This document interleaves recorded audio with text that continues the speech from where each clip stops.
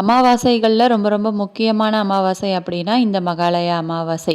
கண்டிப்பா வந்து எந்த அமாவாசையில நம்ம வந்து வழிபாடு செய்றோமோ இல்லையோ, இந்த அமாவாசைக்கு தர்ப்பணம் கொடுத்து வழிபாடு செய்றது அவ்வளோ ஒரு முக்கியமான ஒரு விஷயம். நம்ம சந்ததிகளுக்கு முன்னோர்களுடைய ஆசீர்வாதம் கண்டிப்பா வேணும். அதனால பார்த்தீங்கன்னா, இந்த மகாலய அமாவாசைய தவற விடாம, நம்ம வந்து படையல் போட்டு, தர்ப்பணம் கொடுத்து, தானம் பண்ணி, இது எல்லாமே பண்ணிட்டு வந்தோம் அப்படின்னா ரொம்ப ரொம்ப நல்லது.